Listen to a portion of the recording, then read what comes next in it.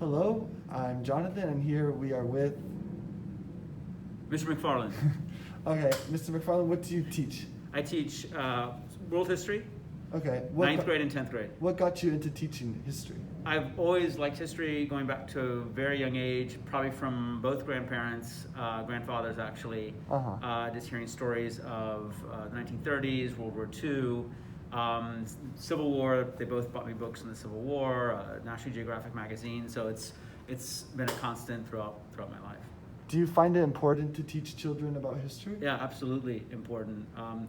Part of the question that history answers is, how do we get to this point? How do we get here? And you can't talk about that without talking about the past and events, decisions that may go back a week, a month, 100 years to explain this moment in time. Is there a particular moment of history that you love to teach the most?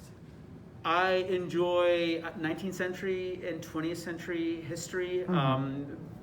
No particular region, European, Asian, North, South American, African, the scramble for Africa, imperialism. I do enjoy that era. So, what do you think makes a democracy so important in this country? What makes a democracy important is the participation of all. And if you look back, and I don't mean to pontificate about this, and I'm far from being an expert, but when you look at the decline of democracies, let's talk about Weimar Germany in the late 1920s, you see a couple things. You see voter apathy, and you see the rise of extremism on both the right and the left. And what makes democracy healthy is participation and also moderation. The idea that the majority rules, however, the minority has a place at the table. And you need to take that into account, and it cannot be all or nothing. And I think, just to kind of lightly maybe summarize the last 30 years in the country, we've seen a little bit of that, where it's an all or nothing approach, and I think that leads to actually, it leads to strengthening the extremes, because when one party's out, they want to get back in and completely turn back the clock and push their agenda. And compromise and moderation, compromise, moderation, and participation are keys to a healthy democracy. And by participation too, it means allowing everyone the ability to vote without any sort of barriers to access. And do you see any of those barriers or challenges happening now?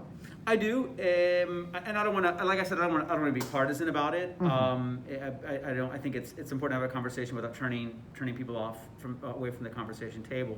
And it remains to be seen whether these barriers are something that can be surmountable, whether temporary, whether just a passing thing or not. But as soon as you start removing players, stakeholders from the decision-making process, this is where animosity and severe partisanship can happen, and that the country's our country's.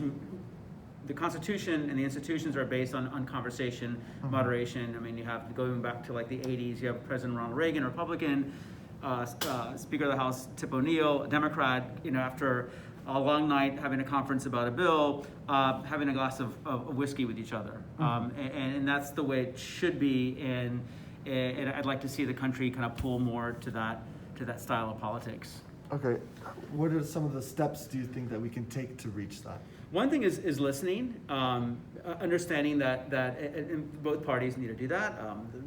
The Republican Party needs to understand that there are still vestiges of racism and sexism in society.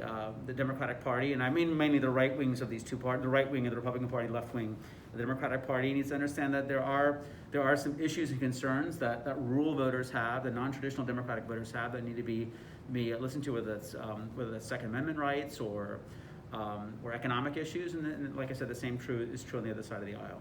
Okay, awesome. Thank you so much, Mr. McFarland. You're welcome.